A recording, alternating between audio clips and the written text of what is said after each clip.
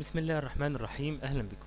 معكم مستر احمد الباشا، وان شاء الله هنبدا مع بعض حل اسئله كتاب المدرسه للصف الرابع الابتدائي. آه، احنا في الفيديوهات دي بتاعه حل الاسئله احنا هدفنا ان احنا نطبق على اللي احنا ذاكرناه. كتير منكم بيبعتوا لي بيقولوا لي ان مستر مثلا في حاجات واقفه قدامنا زي الاكتيفيتي مثلا. الاكتيفيتي مش مهمة قوي لدرجة ان احنا نخاف منها بالشكل ده. لا، الاكتيفيتي هي ما هي الا جزء من الدرس. هي جزء من الدرس، في منه معلومات برضه عاوزين نطلعها، عشان هو بيسألني عليها بشكل عامل ازاي. يجيبها لي في شكل اكمل، يجيبها لي في شكل مثلا تشوز، يجيبها لي في شكل مثلا ماتشنج، اللي هو مثلا ان انا اوصل الحاجات ببعض. انما مش هيجي يقول لي اكتب الاكتيفيتي بتاع كذا. استحالة. هو بيجي مثلا يقول لي ايه وات هابن اف، مثلا حاجة ايه اللي هيحصل لما احط كذا على كذا وهكذا. او مثلا ايه بنستخدم الجهاز الفلاني علشان نعمل ايه. ده هدف الاكتيفيتي. لكن مش هدف الاكتيفيتي ان انا احفظه صم. انا ممكن احفظ الكونكلوجن اللي هو النتيجة بتاعته بس. آه تعالوا نبدأ مع بعض في حل اسئلة كتاب المدرسة اللي ليسون 1 اللي عندنا في المنهج، ونشوف كده ايه الاول مراجعة على الليسون ده سريعه جدا، ونشوف هنحل اسئله الدرس ازاي. انت طبعا في ناس كتير معهاش الكتاب المدرسي، والكتاب المدرسي هو اهم حاجه، يعني اهم حاجه تحلها كتاب المدرسه. وبعدين تشوف بقى انت بتذاكر من كتاب ايه، ايا كان الكتاب الخارجي اللي انت بتذاكر منه او ملزمه او اي مرجع انت بتحب تذاكر منه، دي حاجه بتاعتك انت. انما كتاب المدرسه هو اهم حاجه تقدر تذاكر منها. والامهات اللي بتسمعنا اتمنى ان انتوا تركزوا على كتاب المدرسه. هو طبعا انا عارف ان في مدارس بتتاخر جدا في تسليمه، ولكن هتستلموه. ولو ما استلمتوهوش الوزاره عامله الكتب دي على السايت بتاعها، فممكن تخشوا وتحملوه. هحط لكم اللينك على الجروب، او هرفع لكم اللي يطلب مني، هرفع لكم كتاب المدرسه نفسه على الجروب. تعالوا كده محاولة في ان احنا نحل الاسئلة مع بعض و... ونشوف هنحل ازاي. بس قبل ما نحل تعالوا كده، اهم حاجة في الدرس ده كانت الميجرنج تولز. وقلنا ان احنا عندنا عشان نستخدم الميجرنج تولز لازم نتكلم عن 3 حاجات اساسيين. اول حاجة هنتكلم عنها هي اللينس. واللينس كان مقصود بيها الطول، اللي هو ايه، يقول لك ده فلان طويل او فلان قصير، ده الطول. او مثلا الترابيزه دي طويله قصيره، طولها كذا، عرضها كذا وهكذا. فاللينس ده اسمه الطول. وكنا بنستخدم لللينس ميجرنج تول. في فرق بين التول وبين اليونت. في ميجرنج تول، دي الاداه اللي انا بستخدم بيها، الاداه اللي انا بستخدمها علشان احسب الحاجه دي. فانا في ميجرنج تول لللينس كان ايه؟ كانت اول حاجه الميجرنج تاب اند ميجرنج رولر. الميجرنج رولر دي اللي هي المسطره اللي احنا ايه، زي المسطره اللي بنسطر بيها الكشكول بتاعنا. اما الميجرنج تاب دي اللي هي بنستخدمها في حاجات ايه، طويله شويه. عارفين الخياط لما، مش عارف بقى انتوا تعرفوا ده ولا لا، بس في معاه كده بتاعه اسمها ميجرنج تاب، دي طويله كده حوالي متر او مترين، وبيقيس بيها القماش وبيقيس بيها الحاجات دي، بتبقى ايه زي البلاستيك كده، فبتبقى خفيفه. وغير الرولر بتبقى صغيره شويه. ففي حاجتين، لا اما ميجرنج تاب لا اما ميجرنج رولر. طيب تعالوا ناخد بقى ايه تاني حاجه، الماس دي يعني كتله الحاجه دي تقيله او مش تقيله. بتتقاس ازاي؟ بتتقاس بالكومن بالانس او بالسنسيتيف بالانس. لا اما كومن بالانس لا اما سنسيتيف بالانس. الكومن بالانس ده للحاجات ايه، اللي هو زي الراجل اللي كان بيوزن لنا التفاح كده، ايه، كفتين. نحط مثلا الناحيه دي كيلو ونشوف هيبقى وزنه قد ايه. تاني حاجه عندنا او تالت حاجه عندنا آه الفوليوم يعني الحجم.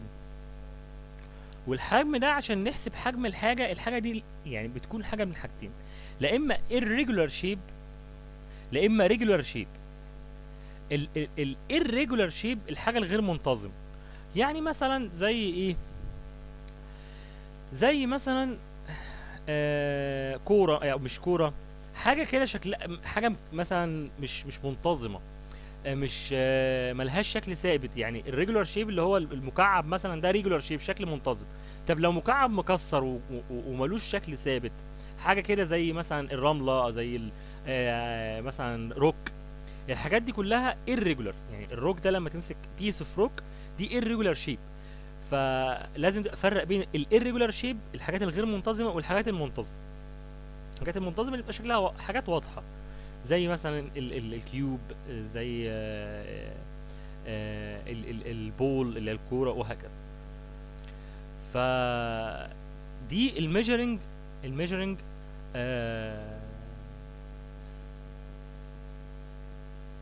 تولز اللي بستخدمها علشان احسب الحاجات دي كلها. بس الفوليوم احنا ما قلناش لسه اللي بستخدم فيه الفوليوم، ان انا يعني احسب التول بتاعته ازاي، اللي هي التول اللي بستخدمها عشان احسب الفوليوم. في الirregular شيب بستخدم الميجرنج سلندر، containing water. ازاي؟ يعني انا عندي شكل بيس اوف روك مثلا، حاجه غير منتظمه irregular شيب، بجيب الميجرنج سلندر دي. الميجرنج سلندر دي عامله كده زي الايه، زي الكوبايه كده، زي البيكر كده، بنسميه في المعمل بيكر، او يعني ميجرنج سلندر كده اللي هي ايه، مدرج كده، يعني تبقى حاجه كده ازاز ومدرجه عليها ارقام. بحط الميه بتاعتي الووتر، وبعدين بشوف الميه دي وقفت عند كام. هي متدرجه بالملي لتر، يعني مثلا حطيت حبه ميه طلعوا 100 ملي لتر، فبحط بعد كده، يعني هي 100 ملي لتر، بحط بعد كده مثلا حته الروك دي. في حته الروك لما بحطها اكيد الميه هتزيد، اكيد الميه هتتحرك من نقطه لنقطه تانية. فلما بتتحرك من نقطه لنقطه تانية، الحركه اللي حصلت دي من النقطه دي للنقطه دي، هي دي حجم الحاجه اللي انا حطيتها. هنعرف ده لما نيجي نحل. اما الريجولر اللي هي المنتظمه، بنقيسها عادي measuring its dimensions بالحاجات العاديه. يعني بقيس عادي خالص بالدايمنشن، بالايه، بالميجرنج رولر وبالميجرنج تاب، اكنه لينس. يعني بحسب الفوليوم ازاي؟ طول في عرض في ارتفاع، ماشي. يعني لينس وويتس وهايت. لينس اللي هو طول، وويتس اللي هو عرض، وهايت اللي هو الارتفاع. مش هنخش في تفاصيل يعني الموضوع ده. انا ما يهمنيش في جريد 4 ان انت تكون عارف التفاصيل دي كلها، ولكن تبقى عارف ان في الفوليوم بيتحسب ازاي. بيتحسب برضو بنفس الميجرنج تولز بتاعت اللينس. يبقى لو الشكل عندي ريجولار بستخدم نفس الحاجات بتاعت اللينس، اما لو irregular بستخدم الميجرنج سلندر، او اللي هو ميجرنج سلندر containing ووتر. طيب اليونتس بقى، اليونت عندي اللينس بيستخدم فيه المتر اللي هو برمز له ب ام، او سنتيمتر اللي هو سي ام. طيب وامتى بستخدم السنتيمتر؟ للحاجات اللي سمول لينسز، اما المتر للايه، لللارج لينسز. فيري لارج لينسز بستخدم له مثلا كيلومتر. يعني لو انا بستخدم الديستنس بتوين الكانتريز اللي هي البلاد مثلا، فبستخدم الكيلومتر. هي مش عليك، بس خليك عارف. يبقى المتر لللارج لينسز، اما السنتيمتر للسمول لينس. طيب الماس بستخدم له كيلو جرام او جرام، نفس الكلام. الكيلو جرام لللارج ماسس، اما الجرام للسمول ماسس. يعني الجولد مثلا اللي هو انا لو هشتري جولد، اشتري ذهب، بشتري ايه؟ بشتري بالكيلو جرام؟ لا، بشتري بالجرام. اما لو بشتري مثلا ابل مثلا، بستخدم الكيلو جرام. بستخدم حاجات ليها لارج لينسز، لارج ماسس، بستخدم له الكيلو جرام. طيب نفس الكلام لما نيجي نشوفه على الفوليوم. الفوليوم بيتحسب بالكيوبيك سنتيمتر. بيتحسب بايه؟ بالكيوبيك سنتيمتر. في الحالتين، في كل الحالات بنستخدم فيه الكيوبيك سنتيمتر. وبرده خليك عارف ان انا بستخدم الليتر اللي هو اللتر للفوليوم. الفوليوم ليه سنتيمتر كيوبيك سنتيمتر سوري، او لتر. انا مش عاوزكم تتوهوا، يعني انتوا بصوا على الشكل ده، لو معكوش كتاب المدرسه ارسموه او اكتبوه. يبقى اللينس والماس والفوليوم دول اهم حاجه عندنا. اللينس بستخدم فيه الميجرنج تاب والميجرنج رولر، واليونت بتاعته اللي هي الوحده ام او متر او سنتيمتر. الماس بستخدم فيه سيستم بالانس او كومن بالانس، وكيلو جرام او جرام. والفوليوم الريجولار او ريجولار الirregular بستخدم له الايه الميجرنج سلندر. اما الريجولار بستخدم له الدايمنشن عادي، مش بكتب له بقى دايمنشن، بستخدم ميجرنج تاب او ميجرنج رولر. وفي الحالتين بستخدم الكيوبيك سنتيمتر او الليتر. تعالوا نشوف الاكسرسايز اللي موجود عندكم في صفحة 16 ونشوف الحل بتاع الاكسرسايز ده. اكسرسايز على ليسون نمبر 1. في الاكسرسايز ده هو بقى لم الدرس كله، ولو انت جاوبت عليه بشكل سليم هتلاقي نفسك بقيت شاطر جدا وعارف ان انت تحل اي سؤال هيجيلك في الامتحان. والامتحانات دايما ما بتخرجش بره كتاب المدرسه. يعني هو لما بيحط الامتحان بيعتمد ان نسبه كبيره جدا منه، يعني بيعتمد ان نسبه كبيره جدا يكون جاي من كتاب المدرسه. فانا يهمني ان انتوا تحلوا الاكسرسايز ده كويس قوي. تعالوا نشوف مع بعض question number 1. complete the following sentences. sentence اللي هي الجمل. فهو بيقول لي complete، عاوزني اكمل الجمل دي، السنتنس دي، وهو انا لما باجي اجاوب عليها بحط الاجابه بس. يعني حتى لو هو في الامتحان كاتب لي الجمله ما بكتبهاش جنبه، لا يعني بتعود دايما حتى بعد كده لما انقل في كراسه بره في امتحانات بعد كده هيديك ورقه اجابه، لا هكتب له الاجابه بس. يبقى السنتنس قدامي هكتب فيها الاجابه فقط. بيقول لي ماتر اول سؤال هاز، سايب لي سبيس وكوما.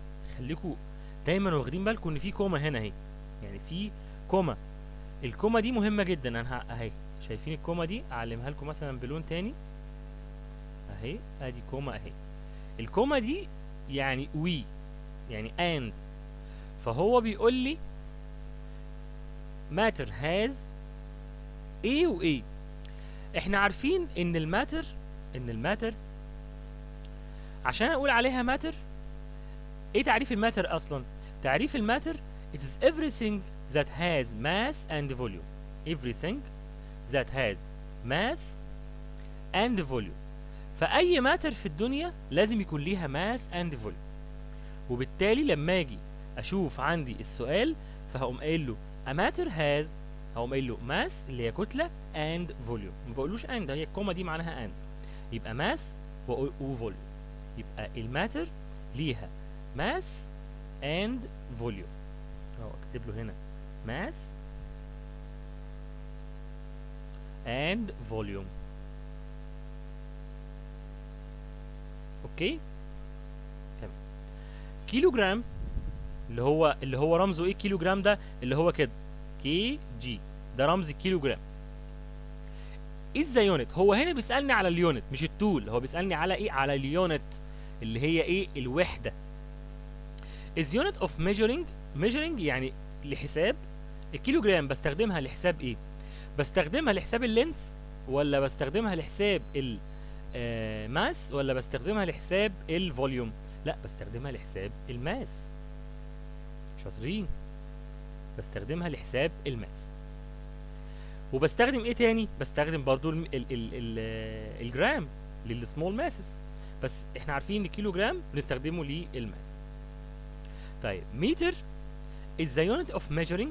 هو سألني سؤال تاني. طب المتر بقى هو يونت برضو of measuring ايه؟ احنا لللينس ولا الماس ولا الفوليوم؟ لا لللينس. ما احنا قلنا اللينس، قلنا اللينس بستخدم له المتر او سنتيمتر. طيب measuring tab is used for. الميجرنج تاب بقى دي تول، دي أداة بستخدمها لميجرنج ايه؟ احنا قلناها لميجرنج الايه؟ اللينس. لسه مراجعينها مع بعض. تمام. common balance اللي هو احنا قلنا الميزان اللي هو ليه كفتين، اللي هو ليه 2 bands. ده بستخدمه في ايه؟ is used for measuring. هكتب له هنا ايه؟ يلا ماس. برافو، بستخدمه علشان احسب الماس. measuring ruler is used for measuring. الرولر، الميجرنج رولر هي زي الميجرنج تاب بستخدمها لايه؟ لللينس برضه. طيب تعالوا نقرا السؤال الطويل ده شويه. في السؤال ده بيقول لي عمرو، ماشي، عمرو عمل ايه؟ عمرو has calculated، يعني حسب the mass of 4 equal pieces in volume but from different materials. يعني بيقول لي عمرو has calculated يعني حسب the mass يعني الكتلة of 4 equal pieces، يعني حسب الماس بتاعت 4 قطع متساويين in volume. 4 equal pieces in volume. 4 equal pieces in volume يعني 4 قطع متساويين في الحجم، يعني 4 مكعبات، ماشي. الاربع مكعبات نفس الفوليوم، ليهم نفس الفوليوم. ممكن ان انا اكون رسمه، يعني هو مقصود ان الفوليوم بتوع الاربعه دول قد بعض. but from different materials، بس لماتيريال مختلفه. يعني دي ماتيريال مثلا مختلفه، دي مثلا دي الماتيريال مختلفه عن دي، مختلفه مثلا عن دي اهو، مختلفه عن الماتيريال دي، خلاص. وبيقول لي and compared between the mass of each one، يعني الأربعة دول متساويين في الفوليوم، خلاص. وراح شاف الماس بتاعت كل واحدة فيهم، خلاص. لما راح شاف الماس بتاعت كل واحدة فيهم لقى نتائج. هو بيقول لي عمرو بقى so that عمرو wants to prove that the masses of equal volumes، الفوليومز اللي متساوية of different material are، وسايب لي سبيس. هو في الأساس أصلا في الأساس كل ماتيريال اللي هي الماتر، احنا قلنا ماتيريال يعني ماتر، كل ماتيريال أو كل ماتر ليها its own mass and volume. كل ماتيريال ليها الوزن أو ليها الماس والفوليوم بتوعها. لو أنا عندي خشب وحديد، وجبت حتة خشب وحتة حديد، الاتنين متساويين بالظبط في الفوليوم. يعني الاتنين مثلا الفوليوم بتاعهم 1 كيوبيك سنتيمتر، 1 كيوبيك سنتيمتر، يعني جبت كده فوليوم 1 كيوبيك سنتيمتر من الحديد وفوليوم 1 كيوبيك سنتيمتر من الخشب. انهي الاتقل؟ يعني مين اللي هيكون اتقل فيهم؟ طبعا الحديد هيكون اكتر في الماس، هيكون تقيل. وبالتالي لو انا جبت 4 قطع متساويين في الفوليوم من خامات مختلفة، من different material زي ما هو هنا قايل but from different material، يبقى انا اكيد لو انا جبت 4 قطع، مثلا واحدة من الفل، واحدة من الحديد، وواحدة من الخشب، وواحدة من مثلا البلاستيك، هما متساويين في الفوليوم، بس يا ترى هيبقوا متساويين في الماس؟ استحالة يكونوا متساويين في الماس، لان هما different material، هما ماتيريال مختلفة. فقدام different material يبقى هما different في الماس، حتى لو متساويين في الفوليوم، يبقى انا لو جبت حاجات متساوية في الحجم عمرهم ما هيبقوا متساويين في الماس، في اللي هو في الايه، في الكتلة. فهو عمرو هنا عاوز يعمل ايه؟ عمرو في التجربة دي هو جايب 4 مكعبات متساويين في الحجم، وعاوز يثبت ايه؟ عاوز يثبت ان to prove that the mass of equal volumes، الماس بتاعت الأحجام المتساوية of different material، الماتيريال المختلفة are، هكتب له هنا different يعني مختلفة. هو عاوز يثبت ان الماس بتاعت الأحجام المختلفة، الماس بتاعت الأحجام المتساوية مختلفة. يبقى انا اكتب له هنا different. عرفنا ليه to prove that the mass of equal volumes of different material are different. الديفرنت ماتيريال لو ليها equal volume هتبقى مختلفة في الايه، في الماس. يعني استحالة انت تجيب كورة مثلا، كورة من الحديد، لو جبت كورة قدها بالظبط بس من البلاستيك هتلاقي الكورة الحديد طبعا اتقل حتى لو قدها في الحجم. ليه؟ لان هي different material. يبقى الديفرنت ماتيريال الماس of equal volume of different material are different. ودي من الحاجات الأساسية عندنا في الدرس، فاحنا لازم نكون عارفين السؤال ده مهم جدا. يبقى لو قريناه تاني، عمرو has calculated the mass of 4 equal pieces 4 قطع متساويين in volume but from different material and compared between its mass of each one. So that Amr wants to prove that the mass of equal volumes are different of different material are different. تعالوا نشوف question تاني اسمه choose ده عاوزنا نختار. A stone is put in a jar يعني في بطرمان containing 30 cubic centimeter يعني في 30 cubic centimeter of water يعني مليان يعني هو جايب هنا كده جار كده يعني اناء كده وقام ايه مالي فيه ميه مالي دي كلها ميه اهي لحد هنا 30 كيوبيك سنتيمتر. ووتر ليفل اللي هو ده الليفل ده اسمه الووتر ليفل اللي هو ايه سطح الميه يعني rises in the jar يعني زادت في الجار ده ماشي. نطول الجار شويه كده جار up to 50 كيوبيك سنتيمتر يعني هو حط حاجه ماشي قامت ايه الميه زايده لحد ايه 50. so that the volume of the stone الفوليوم بتاع الستون equal طبعا هو ايه كان الاول 30 حط الستون زادت قد ايه زادت من 30 ل 50. فانا عشان اعرف الستون ده هو الستون ده هو السبب ان هي زادت من هنا لهنا يبقى انا لو طرحت بين الاثنين دول لو عملت لو خدت الديفرنس بتوين ال 50 ال 50 اند 30 دول هلاقي الفوليوم بتاع الستون. هقوم قايل له ادي ال 50 ال 50 ناقص ال 30 اهو هيديني ايه 20. يبقى الاجابه الصح 20 كيوبيك سنتيمتر 20 كيوبيك سنتيمتر. مفهومه؟ يعني هو زاد من 30 ل 50 فهطرح ال 50 ناقص 30. في سؤال تاني بقى هو سؤال ذكي قوي بيقول لي يور كلاسميت يعني صاحبك في الفصل placed a piece of iron حته ايرن into 50 كيوبيك سنتيمتر. كيوبيك سنتيمتر دي اللي هي وحده الحجم ماشي. بيكر فيلد كومبليتلي يعني مليان على اخره اوف ووتر يعني بص هو كده يعني الميه واصله لحد الاخر خالص ماشي يعني هو 50 خلاص ومليان لحد اخره كل ده ووتر.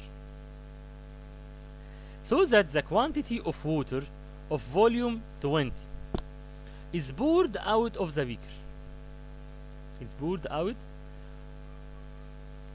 beaker هو عمل ايه بيقول لي ان هو جه حط حاجه بقى هنا حط حاجه هنا فقامت الميه خارجه ما هو مليان على اخره فلما حط حاجه الميه اتدلدقت بره يعني الدلدقه دي هي المصطلح الوحيد اللي هتفهم بيه. الميه كانت مليانه على اخرها فلما حط جواها حاجه طبعا الميه ما فيش مكان في البيكر فقامت خارجه فخرج منها كام خرج منها 20.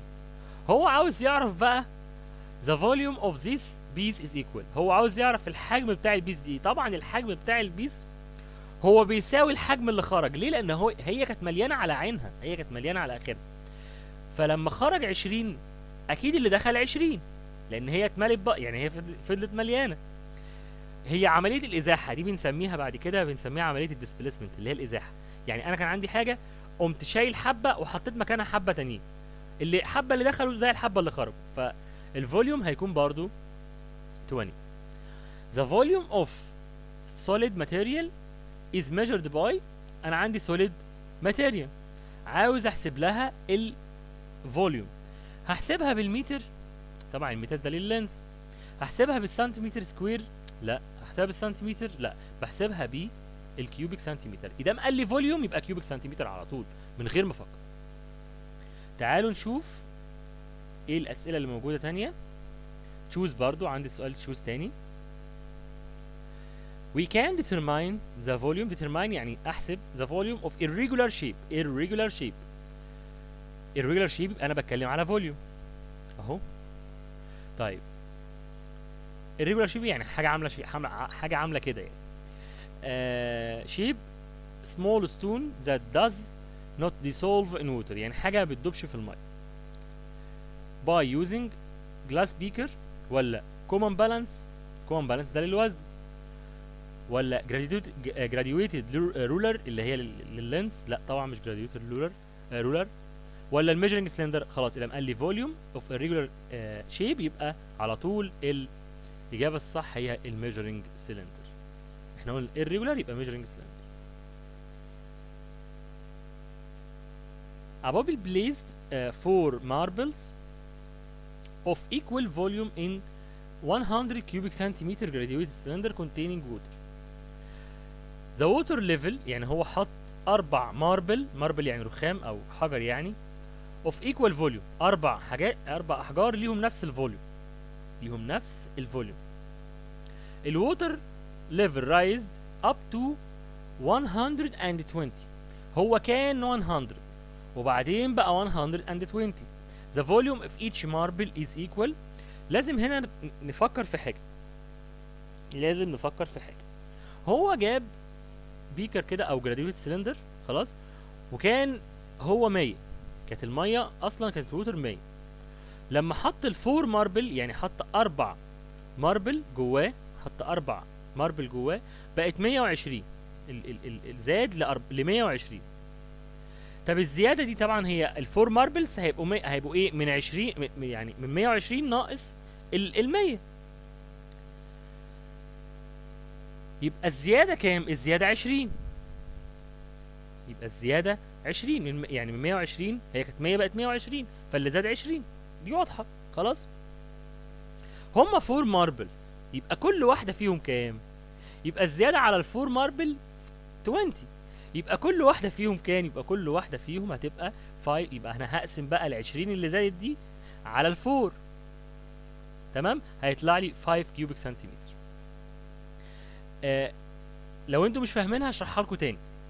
هو انا عندي جراديويت سلندر، الجراديويت سلندر دي هي اصلا فيها 100 كيوبيك سنتيمتر ميه، يعني عادي هي قاعده مستقره كده فيها 100. جه الراجل قام حاطط فيها 4 ماربلز، 4 كده كرات بلي من الرخام، فقامت الميه زايده كام؟ الميه قامت متحركه لحد 120، لحد هنا بقت 120 120. فالزياده دي بسبب ايه؟ بسبب الفور ماربلز. يبقى الفوليوم اوف 4 ماربلز كام؟ فوليوم اوف 4 ماربلز ايكوال تو، ادي اهو ال 120 ناقص ال 100 ماينس الايه؟ ال 120 ماينس ال 100 هتبقى ايكوال تو 20. بس ال 20 دي بتاعت ايه؟ بتاعت الفور، بتاعت الاربعه. يبقى انا المفروض اقسم ال 20 دي على 4 عشان احسب كل واحده فيهم. لازم اقرا السؤال كويس. اوف ايتش ماربل، يبقى كل واحده فيهم 20 اوفر 4 هيديني ايكوال تو 5 كيوبيك سنتيمتر. اوكي، سؤال سهل بس محتاج مذاكره او محتاج تركيز. السؤالين دول سهلين، انا هسيبهم تحلوهم وتبعتوا لي الحل بتاعهم. هما اسئله سهله ماشي، وخليكم فاكرين دايما في اجابه السؤال ده بالذات ان الحاجه الاساسيه اللي بفرق بيها ماتيريال عن ماتيريال تاني ان كل ماتيريال ليها ماس وفوليوم مختلف عن الماتيريال التانية. فلو الماتيريال ليها نفس الماس والفوليوم بتوع الماتيريال التانية تبقى هي نفس الماتيريال، ما هو مفيش اي اختلاف كده، هي نفس الماس ونفس الماتيريال. يعني دي يعني شبه اجابه السؤال الثالث. والسؤال الرابع برضو سهل جدا. اتمنى كده احنا خلصنا الحل بتاع الليسون 1 في الكتاب عندكم. في شويه كده ايه تمارين تانية في صفحه 18 دي تتفرجوا عليها، دي سهله. وان شاء الله هنبدا في الليسون 2 الفيديو اللي جاي ان شاء الله هشرح لكم فيه الحل بتاع اسئله ليسون 2. اتمنى ان انتوا تكونوا فاهمين معانا المنهج كويس. ده كان حل الليسون نمبر 1 ميجرنج تولز، واتمنى ان انتوا تستمتعوا معانا بالشرح وحل الاسئله، وابتدوا حلوا يلا الاسئله في كتاب المدرسه وابعتوا لي لو في سؤال واقف قدامكم ولا حاجه. متشكر، وكنت معاكم مستر احمد الباشا، ونتقابل في فيديوهات تانية كتير ان شاء الله. باي باي.